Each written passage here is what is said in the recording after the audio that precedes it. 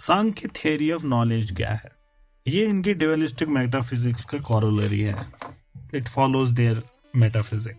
3 ही independent valid sources of knowledge मानते हैं ये: परसेप्शन, इन्फरेंस और स्क्रिप्चरल टेस्टिमनी. शब्द परसेप्शन, इन्फरेंस और टेस्टिमनी. जो बाकी सोर्सेज ऑफ नॉलेज है, कंपैरिजन या पोस्टुलेशन या नॉन कॉग्निशन, अनुपलब्धि, these are included under these 3. ऐसा नहीं है कि they are rejected, but they are considered, they are part of these 3. They are not recognized as separate sources of knowledge. Valid knowledge की definition क्या है इनके पास? Valid knowledge वो knowledge है जो डेफिनेट है, जिसमें कोई मिस्टेक नहीं है, अनएरिंग है. वो unerring cognition of objects through the modification of बुद्धि और द इंटेलेक्ट, जो रिफ्लेक्ट करता है consciousness of the self in it.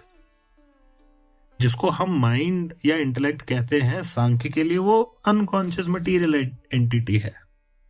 Consciousness और इंटेलिजेंस तो रियलिटी में पुरुष का कैरेक्टर है.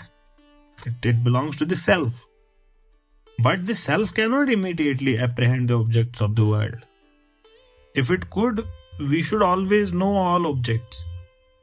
Since the self in us is not finite and limited, it is all pervading, then it should know everything. जो self है, it only knows objects through the intellect and the manas and the senses. हमें सही इल्म कब होगा, true knowledge कब होगा चीजों का? Through the activity of senses and the manas, and their forms are impressed on the intellect, जो in turn reflects the light or consciousness of the self. किसी भी वैलिड नॉलेज में 3 फैक्टर्स होंगे: subject, object and the ground और source of knowledge. Subject conscious principle है. Subject is no other than the self और pure consciousness. Object presented to the self through this modification, जो हो रही होती है सामने.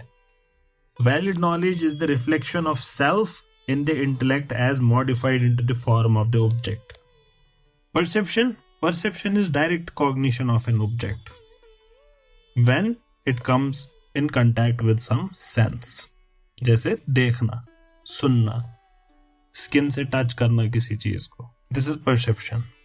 Direct cognition किसी ऑब्जेक्ट का होना जब वो आपके सेंस के साथ के कंटैक्ट में आए.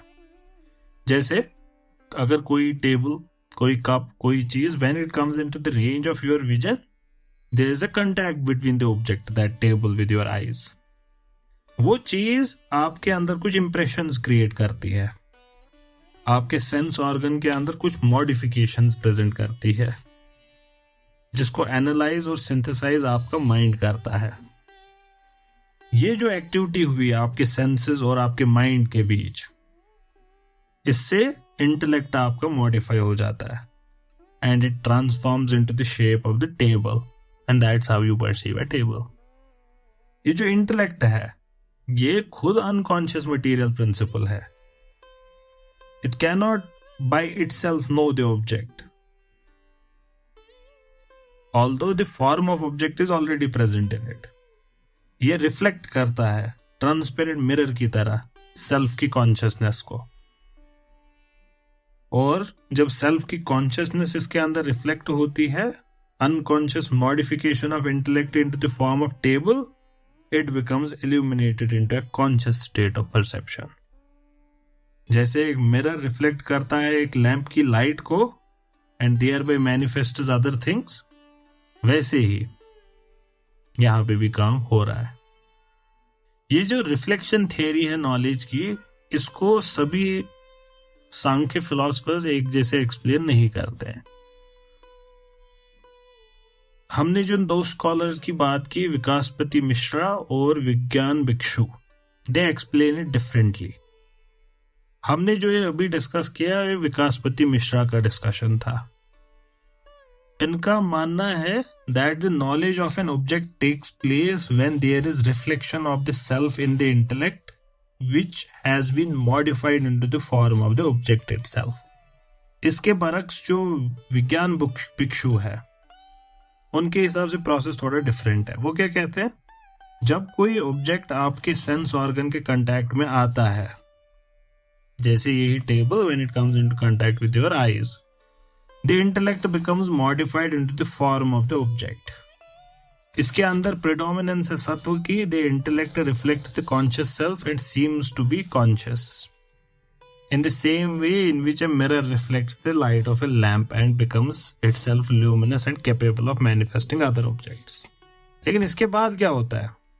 ये जो इंटेलेक्ट ट्रांसफॉर्म हुआ into the form of the object, it is reflected back in the self.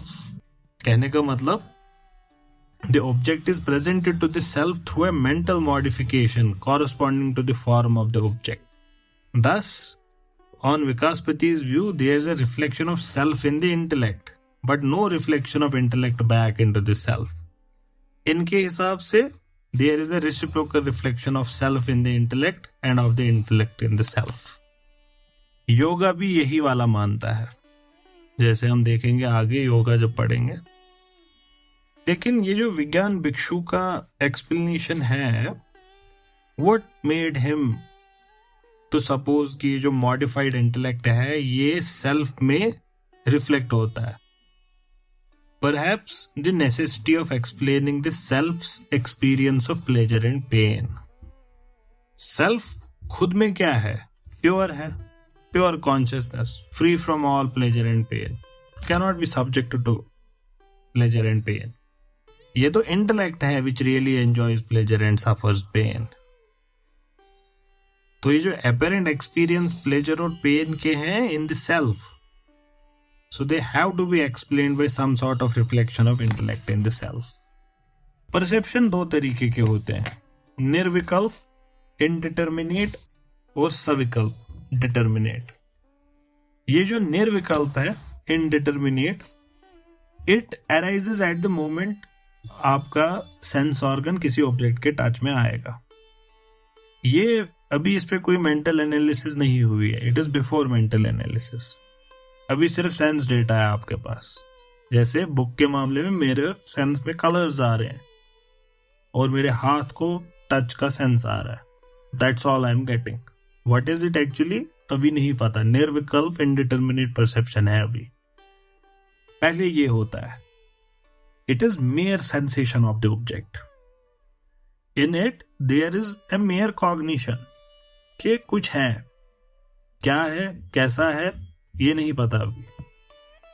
ये अनवर्बलाइज्ड एक्सपीरियंस है, like that of an infant.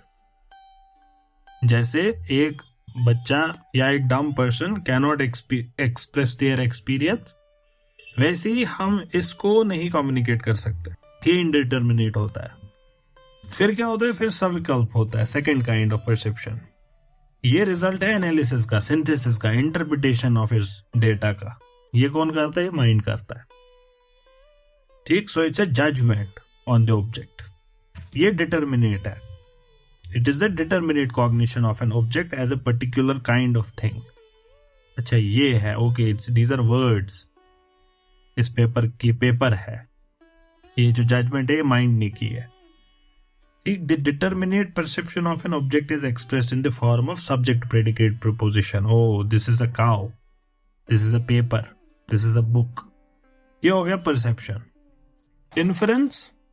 Inference is the knowledge of one term of a relation which is not perceived. ये हमने न्याय में बड़े detail में पढ़ा है।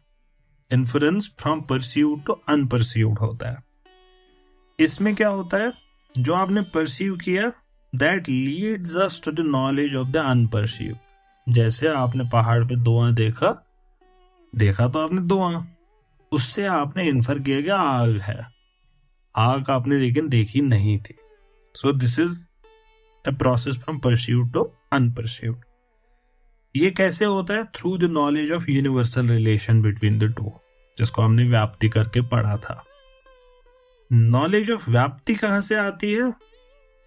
कि जहां पे भी दिस व्याप्ति, इस वाले में क्या है? इसमें व्याप्ति है जहां पे भी धुआं होता है वहां हमेशा आग होती है। This concomitant relation between the to, इसका इल्म हमारे पास कहां से आया? तो सांख्य कहते हैं from repeated observation. Repeated observation की वजह से we know of their कॉन्कॉमिटेंस।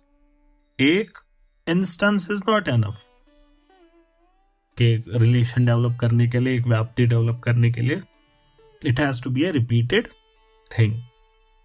Classification of inference में सांख्य न्याय स्कूल को ही उठाता है. थोड़ा सा डिफरेंट है but by and large same skeleton है. पहले ये दो तरीके की इन्फरेंसेस बोलते हैं, विथ और अविथ. विथ मतलब affirmative, when it is based on a universal affirmative proposition. जैसे यही वाला केस था, एफर्मेटिव है, जहां पे भी वो होगा, जहां पे भी धुआं होगा वहां पे भी आग होगी, ये पॉजिटिव है, एफर्म करता है. एक हो गया negative, presence of one, the absence of both the things together, negative. फिर जो ये विथ है, पॉजिटिव जो है, इसको ये फर्दर सब डिवाइड करते हैं दो में, पूर्ववत और सामान्य तो दृष्ट. पूर्ववत इन्फरेंस क्या है? Is that which is based on the observed uniformity or concomitance between two things.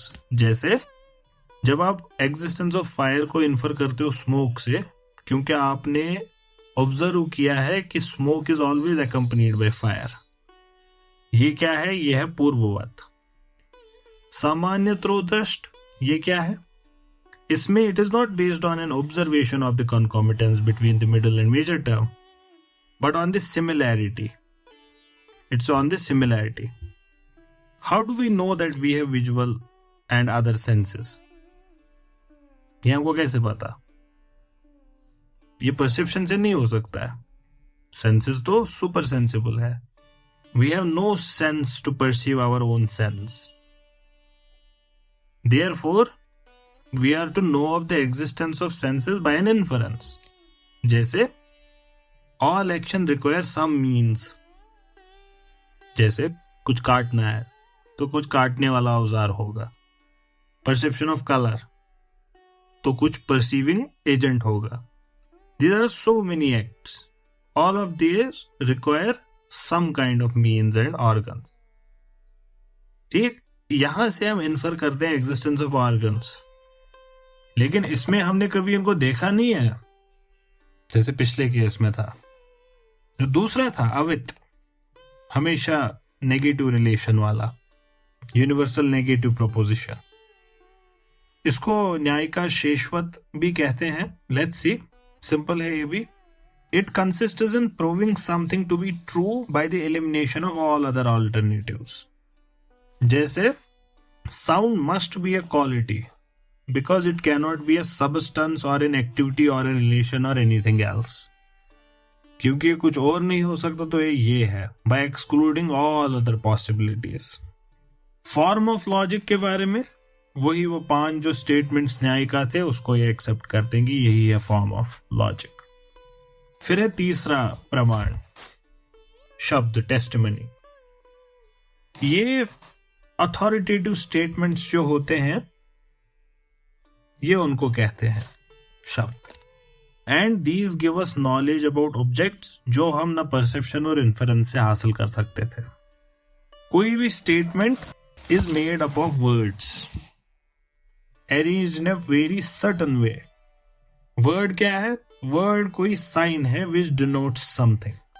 A word is a sign which denotes something, और इसका meaning is that thing which is denoted by it. Word is that something which denotes something, and word का meaning is that something which it is denoting. जैसे table is a word because it denotes something called a table, and इसका meaning क्या है इस table का? That thing which it is denoting. इसका कहने का मतलब एक word mere symbol है which stands for some object. किसी भी सेंटेंस को समझने के लिए सांख्य के हिसाब से you need the understanding of the meaning of its words. शब्द भी ये कंसिडर करते हैं दो तरीके के, लौकिक और वैदिक. लौकिक और वैदिक. लौकिक ऑर्डिनरी टेस्टिमनी, ट्रस्टवर्दी लोगों की. Ordinary testimony as from trustworthy people. इसको सांख्य सेपरेट प्रमाण नहीं मानता है. इसको सांख्य कहता है it depends upon perception and inference. ये वैदिक को मानते हैं शब्द, ये श्रुति है या वेद है, that is to be admitted as an independent प्रमाण। वेदा हमको ट्रू नॉलेज देते हैं अबाउट सुपर सेंचुअस रियलिटीज, जिसको हम डायरेक्टली परसेप्शन और इन्फ्रेंस से हासिल नहीं कर सकते। वेदा किसी इंसान का कार्य है नहीं, ह्यूमन प्रोडक्ट है नहीं, so they are free from all defects and imperfections. जो ह्यूमन वर्क में इम्परफेक्शंस होते हैं वो वेदास में इसलिए नहीं है, इसलिए वो इनफेलेबल है, सेल्फ एविडेंट वैलिडिटी है उसकी। वेदास एनलाइटेंड ऋषिज जो हैं उनके इंट्यूशंस की एम्बॉडीमेंट है, और ये इंट्यूशंस यूनिवर्सल है, इटर्नल है, इसीलिए ये फ्री फ्रॉम ह्यूमन एरर है। As such Vedas are impersonal, अपौरुषेय, नॉन ह्यूमन, लेकिन वो इटर्नल नहीं है, because they arise out of spiritual experiences of seers. Liberation सभी का, इनका स्कूल्स का मकसद है हमारी जो जिंदगी है धरती पे, अर्थ पे, mixed with joy and sorrows. जिंदगी में बहुत सारे प्लेजर्स हैं, there are also many creatures which have a good share of pleasures, लेकिन और बहुत सारे लोग हैं who are suffering, who taste the pain and suffering of life. All living things are more or less subject to pain and suffering. अगर ये possible भी है किसी इंडिविजुअल के लिए कि वो हर एक पेन और सफरिंग और मिजरी को इग्नोर कर पाए अपनी जिंदगी में, to shun it, avoid it, yet it is impossible for him to evade at least two things, aging and death. इसको नहीं कर सकता avoid. Ordinarily हमको लगता है कि 3 दुख, 3 kinds of pain, we are victims to them, ordinary experience में। इसमें जो पहला है आध्यात्मिक, it is due to intra-organic causes, like बीमार होना, it is within your body, disorder, mental affections। इसमें दोनों बॉडीली और मेंटल सफरिंग्स को इंक्लूड करते हैं, जैसे हेडेक है, डर है, एंगर है, ये सारी चीज। दूसरा, ये तो हुआ आध्यात्मिक। दूसरा वाला क्या है? It is extra organic, it is produced by extra organic natural causes. जैसे कोई और इंसान, कोई जानवर, एक थॉर्न जो आपकी स्किन में घुसा, इसमें एग्जाम्पल्स मर्डर, स्नेक बाइट, ये सारी चीजें। Third kind is caused by extra organic super natural, जैसे गोस्ट, डीमन, ये सारी चीज। हर एक इंसान की ख्वाहिश है कि वो इन तीनों तरीके की पेन्स को अवॉइड करे। इनफैक्ट इतना ही नहीं, they want once for all to put an end to all suffering, और एक कदम आगे बढ़ के they want to have enjoyment at all time. लेकिन ऐसा हो नहीं सकता। We can not have pleasure only, we can not have all pleasure exclude pain altogether. जब तक हम इस इम्परफेक्ट फ्रेल बॉडी में है, जिसके इम्परफेक्ट ऑर्गन्स है, all pleasures are bound to be mixed up with pain, और at least they will be temporary. इसलिए हमको ये hedonistic view of life, hedonistic ideal of pleasure, we should give up on this, and we should rest content with the less attractive but more rational end of freedom from pain. Sankhya system में मुक्ति, liberation, is the absolute and complete cessation of all pain without any possibility of its return. ये ultimate end है, summum bonum of our life, यही है। लेकिन ये हासिल कैसे करें? How can we to attain liberation? जितने भी आर्ट्स, क्राफ्ट्स, जो भी चीजें हमने अपनी जिंदगी आसान बनाने के लिए बनाई है, मॉडर्न साइंस ने भी उसमें 10,000 करोड़ चीजें ऐड की हैं, they all give us temporary relief from pain, short-lived pleasures. ये नहीं इंश्योर कर सकते एक टोटल और फाइनल रिलीज हर एक कमी से, neither of our body nor of our mind। एक इंडियन फिलोसफर वो इससे सेटिस्फाई नहीं है, he wants some other more effective method जिससे ये काम हो। और ये कैसे हो सकता है? राइट नॉलेज ऑफ रियलिटी, उसी से सिर्फ ये हो सकता है। आप देखिए फिर से नॉलेज पे एम्फेसिस, हर एक स्कूल में आपको यही दिखेगा विदाउट एक्सेप्शन, राइट नॉलेज। ये हिंदुस्तानी फलसफे में आपको एक जनरल प्रिंसिपल दिखेगा कि हमारी सफरिंग क्यों है? Because of our ignorance. जिंदगी के डिफरेंट मरहलों में, जिंदगी के डिफरेंट एस्पेक्ट्स में हम देखते हैं कि कोई इग्नोरेंट, कोई uneducated man, he comes to grieve on many occasions, क्योंकि उसको जिंदगी के कानून, जिंदगी के असलियतें, हकीकतें से वो वाकिफ ही नहीं है। जितना ज्यादा इल्म होगा अपने पास अपने बारे में और इस कायनात के बारे में, तो बेटर वी आर फिटेड इस स्ट्रगल के लिए और इस एंजॉयमेंट के लिए। जितना ज्यादा पता होगा उतना ज्यादा आप तैयार हैं फेस करने के लिए। But the fact remains that we are not perfectly happy and never completely free from pain and misery. इसका वजह क्या है? तब इसका वजह है कि we never have perfect knowledge about reality. जब हमारे पास परफेक्ट नॉलेज होगा about reality, we shall attain freedom from all suffering. और सवाल तब बनता है ना भाई, ये रियलिटी है क्या?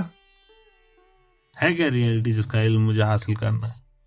सांख्य के हिसाब से reality is a plurality of self and the world of objects presented to them. Self एक इंटेलिजेंट प्रिंसिपल है जिसके अंदर कोई क्वालिटी नहीं है, कोई एक्टिविटी नहीं है उसके अंदर। ये प्योर कॉन्शियसनेस है, free from limitations of space, time and causality. ठीक, it is free from all these things. It is pure subject जो ट्रांसेंडेंट करता है दुनियाई चीजों को, including this physical organic bodies. ये माइंड, ये सेंसेस, ये ईगो, ये इंटेलेक्ट, ये सबसे परे है, ये सबसे बढ़ के है। ये it's different from all these things. ये जितने भी चेंजेस हैं, एक्टिविटीज हैं, थॉट्स हैं, फीलिंग्स हैं, प्लेजर्स हैं, पेन्स हैं, जॉयज हैं, सोरोज है, ये कहां से है? They belong to mind body complex. They don't belong to self. It's not self that is suffering at all. Self is distinct. It is distinct from mind-body complex.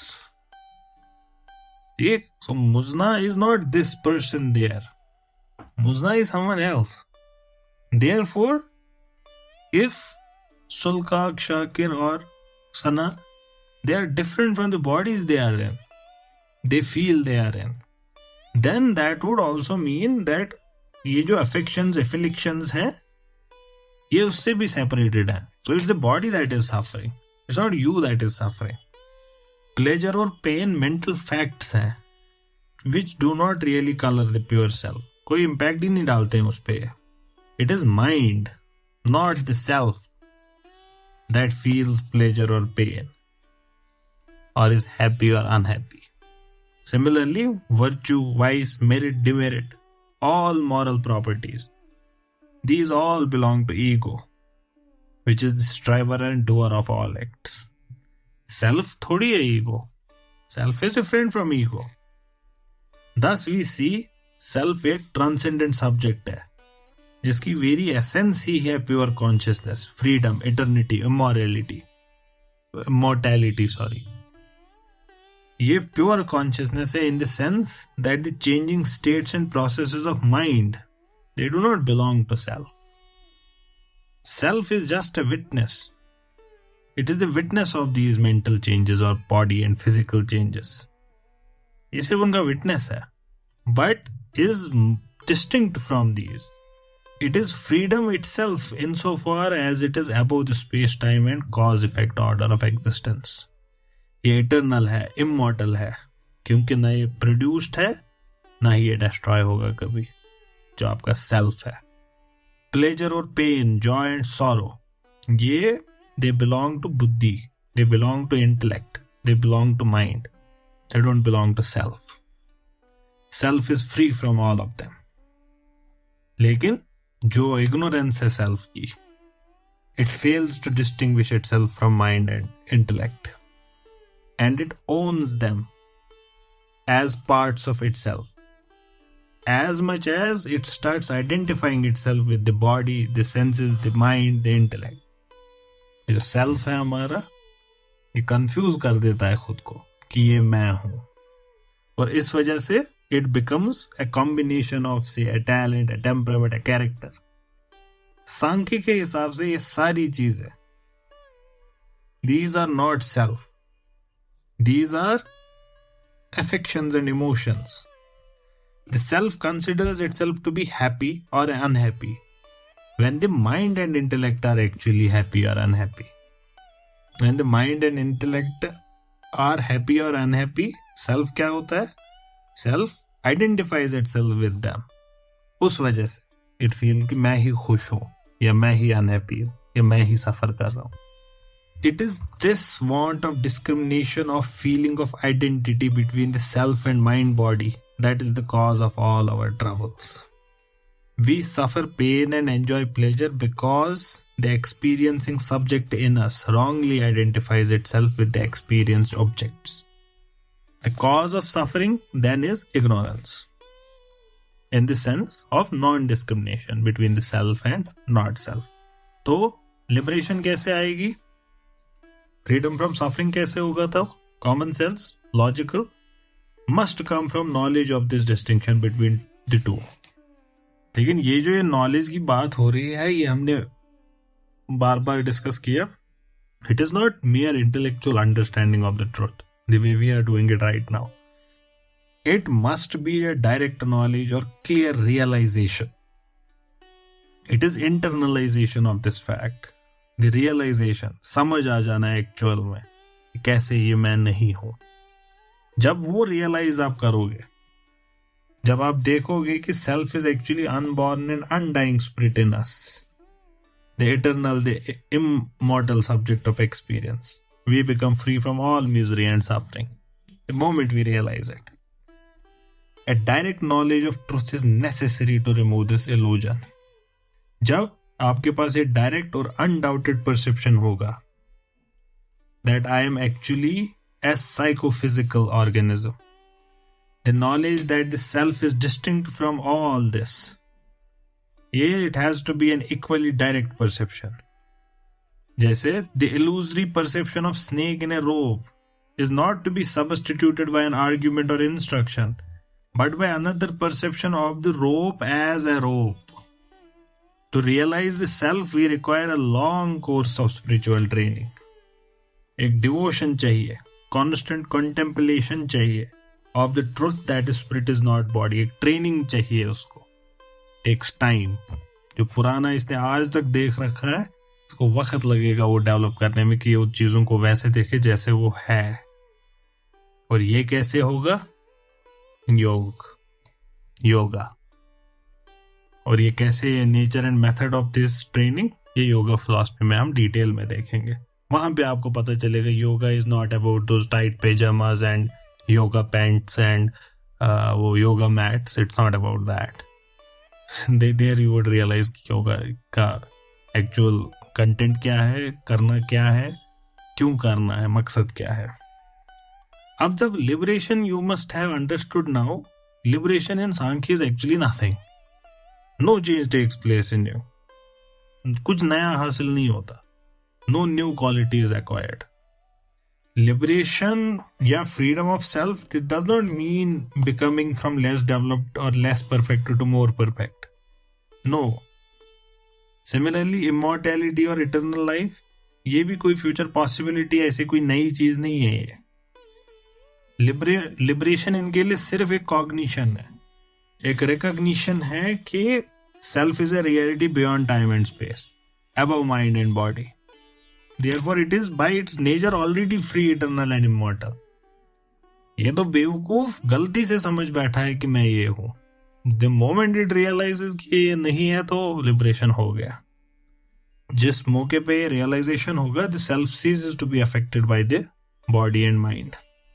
Just as the dancing girl ceases to dance after having entertained the spectators, Prakriti ceases to act and evolve the world after manifesting her nature to the self. और जिस moment पे पुरुष को पता चल गया वो क्या है, प्रकृति भी अब चेंज होना बंद कर देगी। हर कोई जो सेल्फ है वो इसी दुनिया में, इसी कायनात में अपनी लिबरेशन हासिल कर सकता है। इसको बोलते हैं जीवन मुक्ति और emancipation of soul while it is still living. After the death of its body, liberated self को क्या हासिल होता है? विदेह मुक्ति, emancipation of spirit from all bodies, and this is absolute and complete freedom. अब इस सारे डिस्कशन में आपको कहीं खुदा दिखा? नहीं दिखा।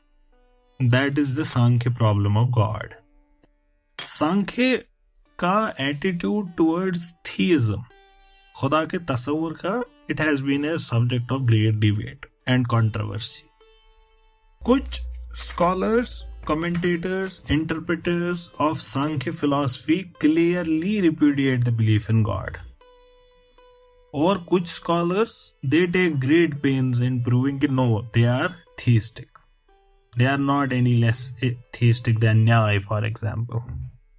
Classical Sankhya खुदा के तस्वुर के खिलाफ आर्ग्यू करता है, against the existence of God. On what grounds? There are a few arguments. पहला, the world as a system of effects must have a cause. ये सच बात है, ठीक। सांख्य कहता है कि world is an effect, it must have a cause, that is true. लेकिन खुदा या ब्रह्म cannot be the cause of the world, क्योंकि खुदा खुद में इटरनल है, immutable self है, and what is unchanging cannot be the active cause of anything. जैसे कायनात को बनाते टाइम खुदा के अंदर एक फीलिंग आएगी, मैं इसको बनाऊंगा, ये फीलिंग आना is a change in God. So it follows the ultimate cause of the world is the eternal but ever changing प्रकृति। ये पहला आर्ग्यूमेंट। दूसरा, सांख्य कहता है ये कहा जा सकता है प्रकृति नॉट इंटेलिजेंट है, इट मस्ट बी कंट्रोल्ड और directed by some intelligent agent, ये कायनात बनाने के लिए, कि मैटर भी इटर्नल है लेकिन खुदा भी है इटर्नल, जो इस मैटर को शेप कर रहा है, जो हमने पिछले स्कूल्स में देखा। ये जो इंडिविजुअल सेल्फ है, these are limited in knowledge and therefore ये नहीं हो सकते कॉज। सांख्य खुद से कह रहा है कि प्रकृति इंटेलिजेंट नहीं है तो कोई और होगा, और हम इतने अक्लमंद है नहीं, इतने इंटेलिजेंट है नहीं कि हम ये कर सके पूरा। So there must be an infinitely wise being, जिसको हम खुदा कहते हैं, जो डायरेक्ट करता है और गाइड करता है प्रकृति को। सांख्य कहता है ये अनटेनेबल पोजीशन है। वो कहते हैं ये जो थीइस्ट्स का खुदा है डज नॉट एक्ट और exert himself in any way, but to control and guide प्रकृति इज टू एक्ट और do something. It's a physical thing.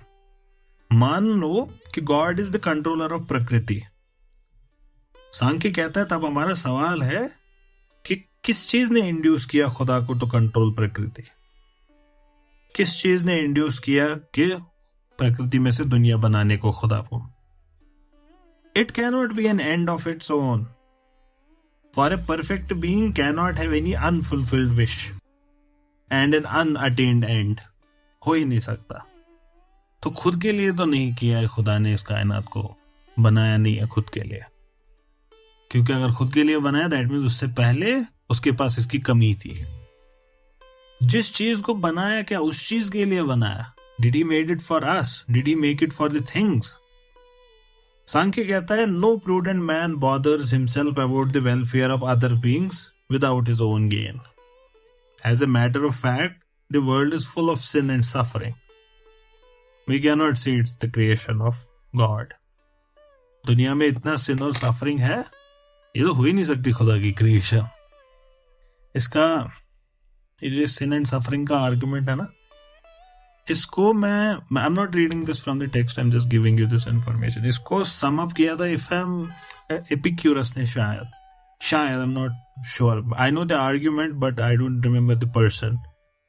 He said कि if God is willing to curb evil but is not able to, that makes him impotent. then he is not omnipotent and therefore is not God. If he can but does not want to, if he can end evil, but he does not will or does not want to end it, then that makes him malevolent. If he is not able to nor does not want to, what kind of God is he? And if he is willing and also he wants to and is capable, then why is there evil? Existence of evil को बहुत सारे scholars ने deal किया है and thoroughly deal किया है. ऐसा नहीं है कि कोई weak arguments हैं यहाँ से. They have good enough arguments. अब इसमें latest argument जो है वो यही वाला है. ये जो है ना, it is the most in vogue argument कि ये ह्यूम ने सबसे पहले मेरे हिसाब से आर्ग्यू किया था कि तुम लोग क्या कहते हो कि दुनिया में एविल कम है और वो ज्यादा है, good is more, evil is more. ये बनाई ही एविल दुनिया है. गुड इज समथिंग जो एक्सेप्शनल है. कि आज तक हम आर्ग्यू करते थे there is more good, there is less bad.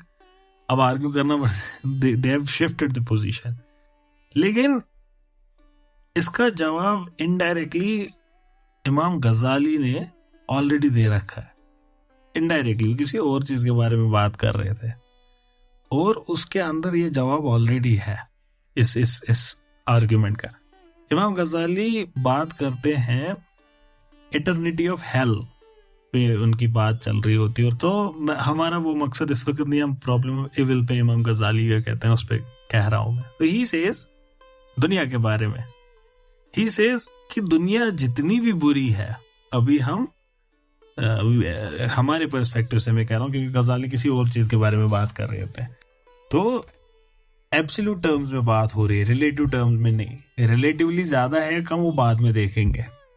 Absolute terms में कह रहे हैं हम कि बहुत एविल है दुनिया में. अदर इट इज इक्वल और मोर और लेस वो बाद में देखेंगे. He says even after there is so much ill, yet we want to live. It is rarest of rare that anyone would choose not living over living. Even if someone says he wants to choose not living over living, yet he chooses living over not living. आप दुनिया को कितना कोसो, क्या भी करो, तब भी आप इसको चाहते हो. That proves in itself that the good in it is more than the evil in it. So there was ये लगे हाथ वाला इंफॉर्मेशन था.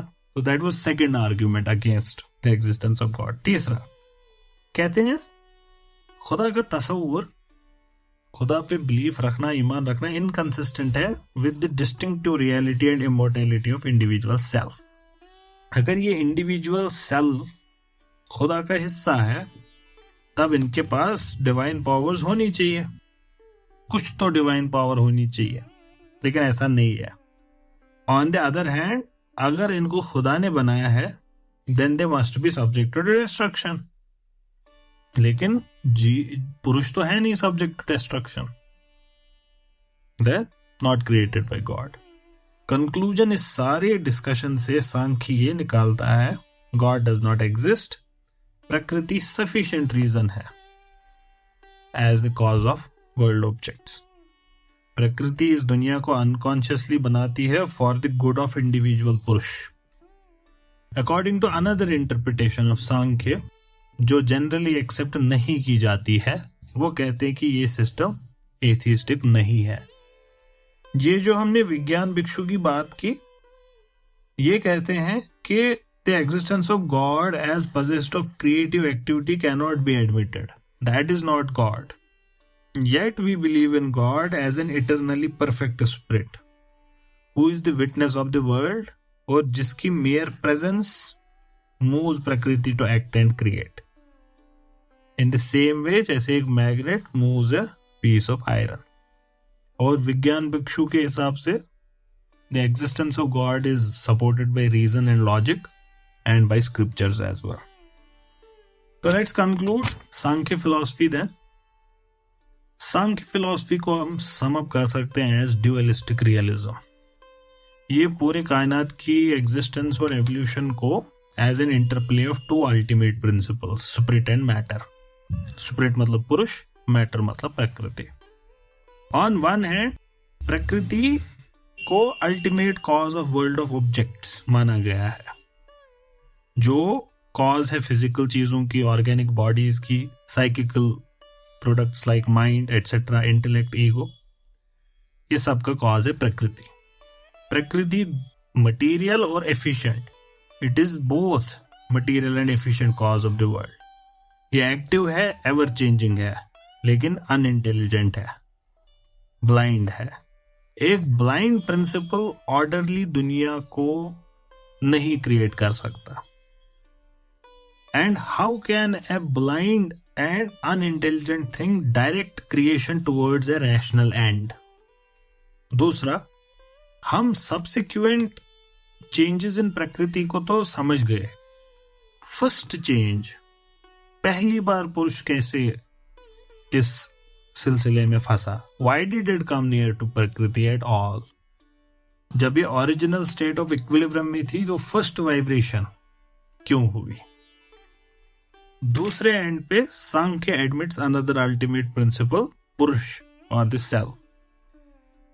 पुरुष includes all these plurality of cells, you, me, everyone.